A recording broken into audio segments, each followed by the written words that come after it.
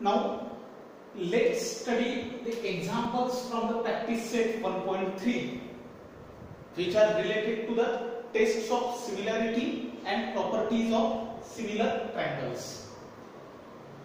First example, in figure angle ABC is equal to 75 degree. हे figure तुम्हाला दिलेली आहे.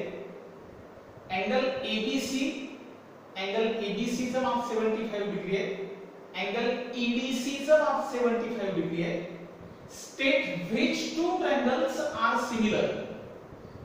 इथे म्हटलेलं आहे की ह्या अँगलचं माप आणि या अँगलचं माप 75 डिग्री आहे. तर कोणते दोन ट्रायंगल हे सिमिलर असतील? फिगर मध्ये जर पाहिलं तर यामध्ये तुम्हाला दोनच ट्रायंगल दिसतात.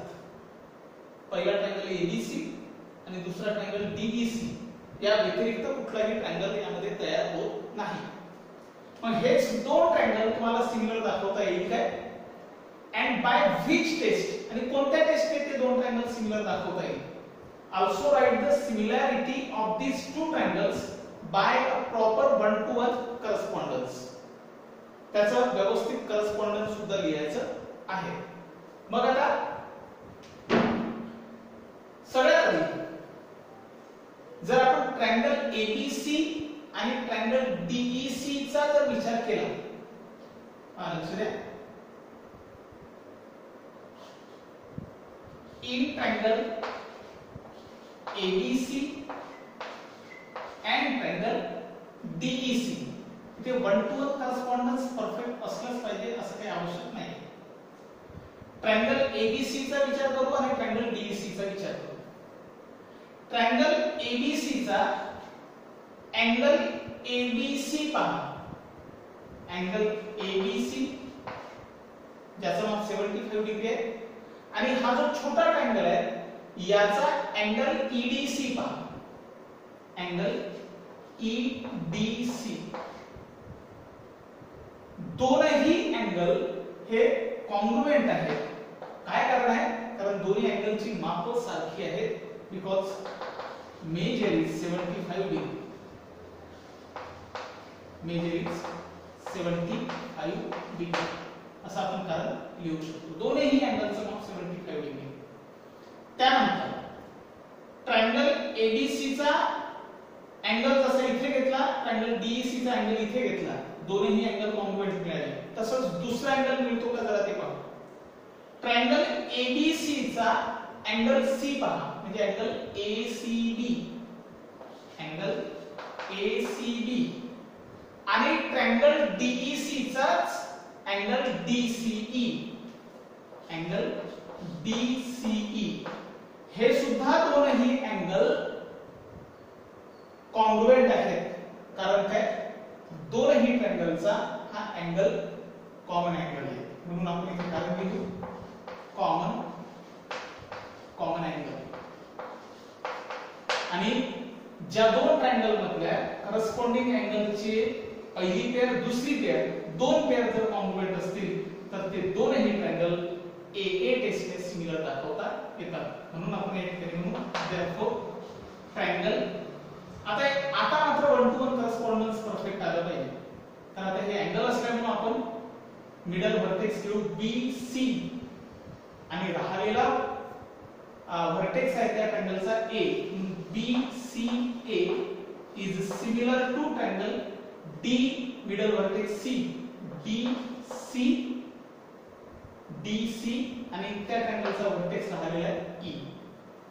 या पद्धतीने triangle BCA is similar to triangle DCE by AA test. याचं करस्पॉन्डन्स सुद्धा लिहायला सांगितलं आपल्याला, तर ते आपण असं लिहू शकतो. BCA is correspondence to DCE. BCA correspondence to DCE. हे आपलं correspondence.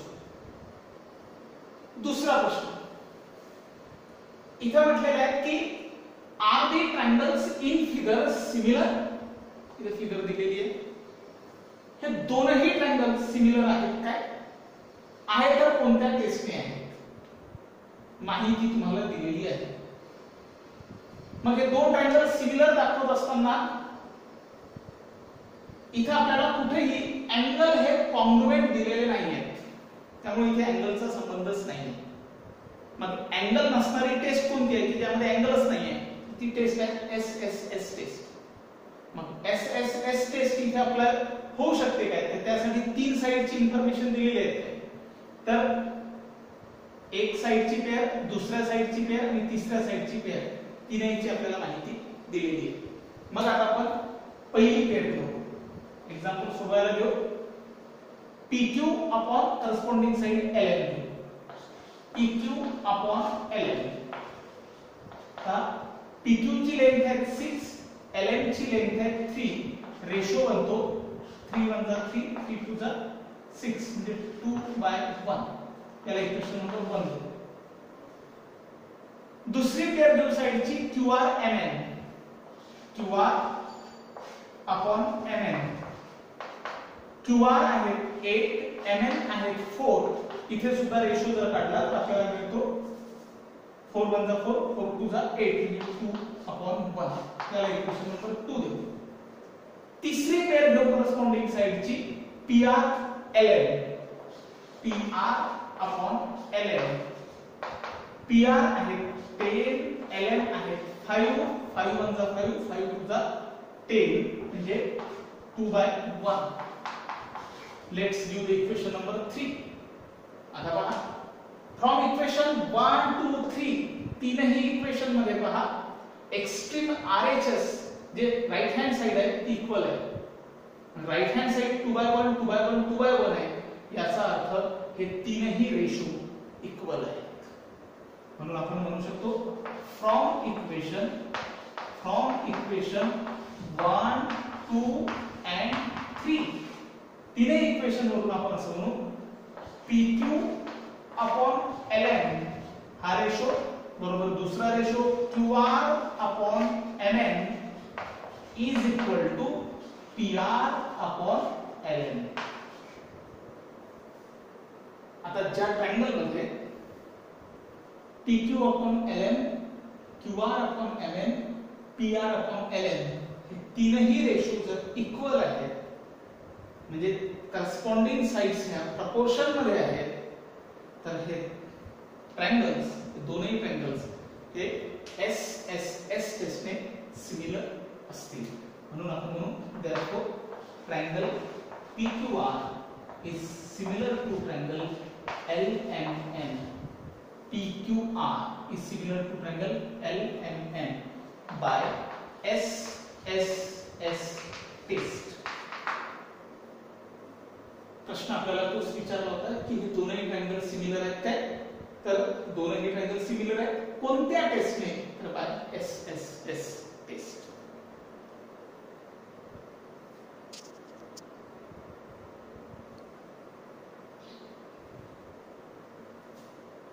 Question number 3. as shown in figure, इथे आकृती तुम्हाला दिलेली आहे. Two poles of the height 8 meter and 4 meter are perpendicular to the ground. दोन पोल आहेत. 8 मीटरचा हा पहिला पोल, 4 मीटरचा हा दुसरा पोल.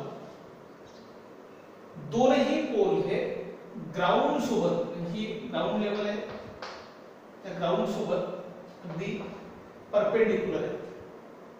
पोल हे ग्राउंडला अगदी परपेंडिक्युलर आहे, ते आपल्याला स्पष्टपणे दिले आहे. If length of shadow of smaller pole due to sunlight is 6 meter, जर हा मोठा पोल आहे हा छोटा पोल आहे, छोट्या पोलची सावली जी पडते आहे ती 6 मीटर पडते. म्हणजे अर्थातच सूर्य या ठिकाणी इकडे असेल, दोघांची जी सावली पडेल म्हणजे मोठ्या पोलची ही सावली पडते, छोट्या पोलची ही सावली पडते. मात्र छोट्या पोलची सावली ही 6 मीटर तुम्हाला दिलेली आहे. तर प्रश्न विचारलाय की then how long will be the shadow of bigger pole at the same time. ज्यावेळी छोट्या पोलची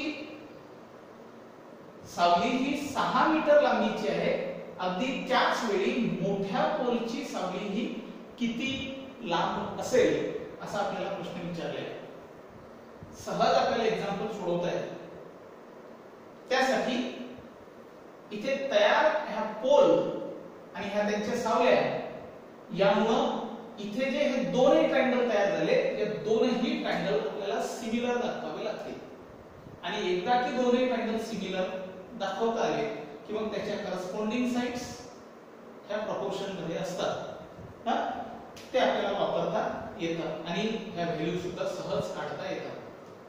एक्झाम्पल सोडवताना आपण काय म्हणतो, सगळ्यात आधी आपल्याला माहिती आहे की PR and AC are two poles. अगदी आपण ते लिहू PR लेट PR ही काय आहे, length of small pole, length of small pole is equal to 4 metre. त्यानंतर AC हे काय आहे, लेंथ ऑफ, आता असं पाहिलं तर हे लिहायची पण गरज नाही, आपण राहू देऊ कारण ऑलरेडी आपण फिगर दिलेली आहे त्यामध्ये सगळं एक्सप्लेनेशन दिलेलं आहे. सरळ एक्झाम्पल सोडू. In triangle TQR and triangle ABC.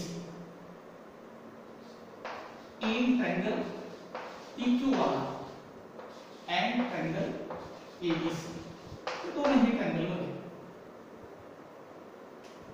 आपल्याला एक गोष्ट लक्षात येते की अँगल P आणि अँगल A दोन्ही अँगल कॉन्ग्रुएंट आहेत. म्हणजे अँगल P आणि ट्रायंगल ABC चा अँगल A हे दोनही अँगल हे कॉन्ग्रुएंट आहेत. कारण angle made by pole with sun rays, अगदी सूर्याची जी किरण पडेल तर त्यावेळेस या पोलचा या रे सोबत सन रे सोबतचा अँगल, या पोलचा या सन रे सोबतचा अँगल हे दोन्ही अँगल ऍट ए टाइम हे कॉन्ग्रुएंट असते. त्यानंतर अँगल R, ट्रायंगल PQR चा अँगल R आणि ट्रायंगल ABC चा अँगल C हे दोन्ही अँगल कॉन्ग्रुएंट असतील because poles are perpendicular to ground. हे ऑलरेडी आपल्याला दिलेलं आहे. म्हणून आपण म्हणू poles are perpendicular to the ground. याच्या आधारावर आपण असं म्हणू शकतो ज्या दोन ट्रायंगल मधल्या करस्पॉन्डिंग अँगलच्या दोन पेअर ह्या कॉन्ग्रुएंट आहेत तर त्यावेळी हे दोनही ट्रायंगल काय असतील, सिमिलर असतील by AA test. म्हणून आपण म्हणू की therefore triangle PQR is similar to triangle ABC by AA test. AA test ने जर हे दोन्ही ट्रायंगल सिमिलर आहे, आता कुठले ट्रायंगल हे दोन्ही सिमिलर झाले. जर दोन्ही ट्रायंगल सिमिलर आहे तर त्याच्या करस्पॉन्डिंग साइड्स या प्रपोर्शन मध्ये असतात. म्हणजे आपण असं लिहू शकतो इथे PR upon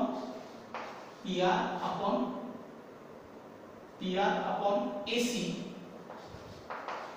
is equal to QR upon BC. QR upon B. If these two triangles are similar, then their corresponding sides are in proportion. आपण असे लिहू शकतो therefore PQ upon AB is equal to QR upon BC is equal to PR upon AC. PR upon AC. अगदी हे पाहूनच आपल्याला लिहिता येतं कारण हे 1 to 1 करस्पॉन्डन्स याचं परफेक्ट असतं.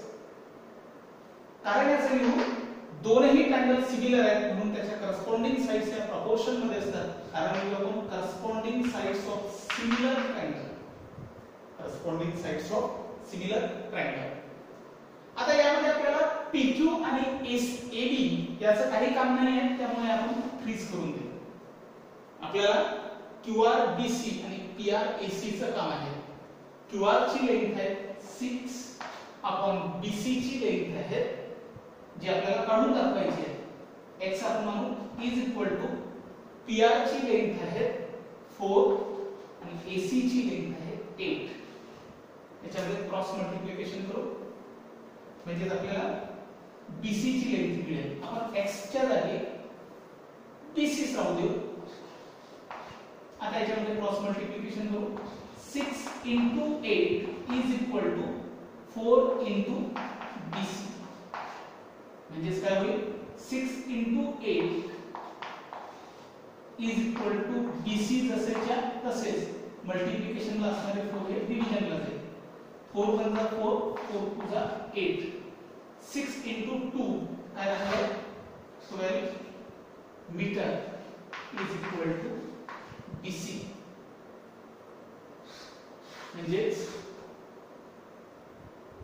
length of shadow of bigger pole is 12 meter. इथे कारण आपण लिहू शकतो. याचं स्टेटमेंट खालचं जे सेंटेन्स आहे ते तुम्हाला लिहायचं आहे. यानंतर question number 4. In triangle ABC, in triangle ABC पहा हा ट्रायंगल दिसतोय तुम्हाला.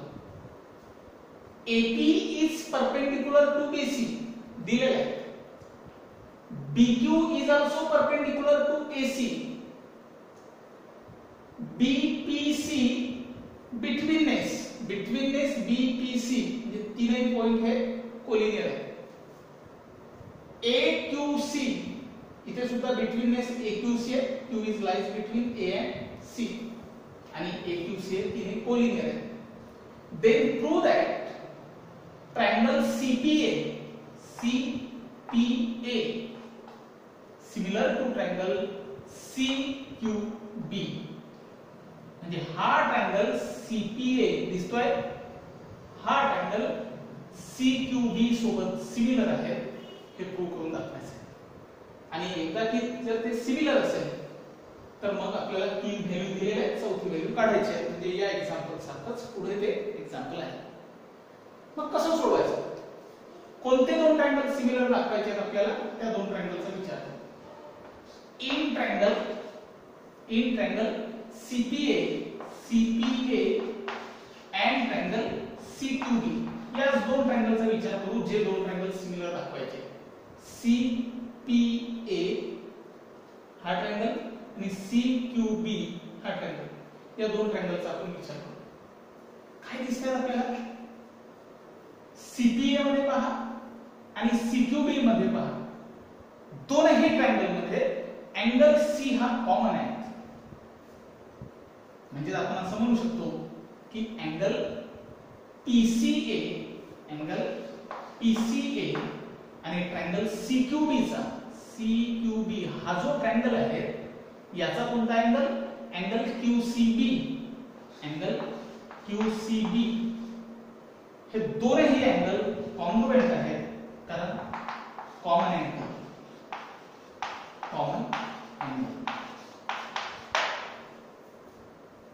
दुसरी पेयर कोणती मिळते, हा ट्रायंगल CPA मध्ये अँगल CPA पहा, अँगल CPA आणि हा ट्रायंगल CQB मधला जे हा जो दुसरा ट्रायंगल आहे त्यामधला अँगल CQB पहा, अँगल CQB हे दोनही अँगल कॉन्ग्रुएंट आहेत कारण मेजर इज 90 डिग्री. दोनही अँगल हे म्हणजे परपेंडिक्युलर आहेत इथे आपल्याला माहिती आहे. म्हणजे आपण कारण लिहू शकतो याचं major is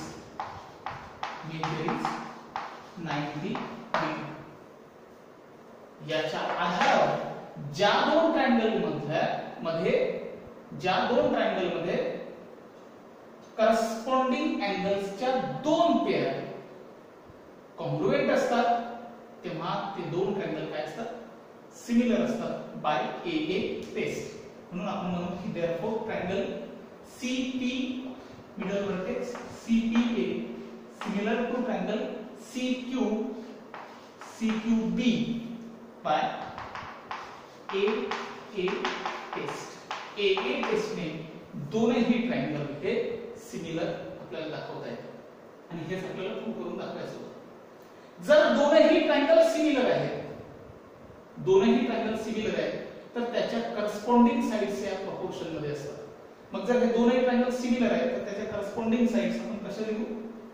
CP/CQ. Therefore CP/CQ is equal to PA/QB. PA/QB is equal to CA/CB. CA/CB. कारण आहे दोन्ही ट्रायंगल सिमिलर होते त्याच्या ह्या करस्पॉन्डिंग साइड्स आहेत म्हणून कारण लिहू आपण corresponding sides of similar triangle. आता यामध्ये व्हॅल्यू पुट अप करा. AP 7 दिलेली आहे. AP ची लेंथ ही किती दिलेली आहे? 7. AP ची लेंथ ही 7 दिलेली आहे. BQ ची लेंथ ही 8 दिलेली आहे. BC ची लेंथ ही 12 दिलेली आहे. तर AC काढायला सांगितले. AC आपल्याला काढायला सांगितले. सहज सोडवलं म्हणजे आपल्याला ट्रायंगल APC मध्ये AP दिलेला आहे, AC काढायचे आणि ट्रायंगल BQC मध्ये BQ आणि BC दोन्ही लेंथ आपल्याला दिलेले आहेत. मग आता CP/CQ याचा आपल्याला कुठेच काम नाही आहे, त्याला आपण फ्रीज करून देऊ. मग आता PA/QB. PA ची लेंथ आपल्याला दिलेली आहे. PA ची लेंथ दिलेली आहे 7. BQ ची लेंथ दिलेली आहे 8 इज इक्वल टू CA ची लेंथ आपल्याला काढून दाखवायची आहे आणि CB ची लेंथ आपल्याला दिलेली आहे 12. मग आता सहज आपण क्रॉस मल्टिप्लिकेशन करून हे एक्झाम्पल सोडवू शकतो. 7 into 12 is equal to CA into 8. 7 into 12 is equal to CA ला आपण AC सुद्धा म्हणू शकतो. ठीक आहे. मल्टिप्लिकेशनला असणारे 8 हे कुठे जाईल? डिव्हिजनला जाईल. 4 1 जा 4, 4 2 जा 8, 4 3 जा 12. 7 into 3 किती आहे? 7 3 21. 21/2. 21/2 is equal to AC. The 21/2 म्हणजे होईल 10.5. 10.5 युनिट वगैरे आपल्याला दिलेले नाही आहे त्यामुळे 10.5 is equal to AC असं आपण म्हणू शकतो. Therefore find the length of AC. तर AC ची लेंथ आपल्याला मिळाली आहे 10.5. या पद्धतीने आपल्याला हे पण एक्झाम्पल सोडवता येते. काय अप्लाय केलेलं आहे त्या एक्झाम्पल मध्ये? तर पहिल्यांदा टेस्ट अप्लाय केली, सिमिलॅरिटीची टेस्ट अप्लाय केली आणि त्यानंतर corresponding sides of similar triangle हा कन्सेप्ट अप्लाय केला, आपल्याला व्हॅल्यू मिळाली. याही एक्झाम्पल मध्ये पहिल्यांदा दोनही ट्रायंगल हे सिमिलर दाखवले AA टेस्टने आणि नंतर corresponding sides of similar triangle हा कन्सेप्ट अप्लाय केला आणि आपल्याला BC ची लेंथ आपल्याला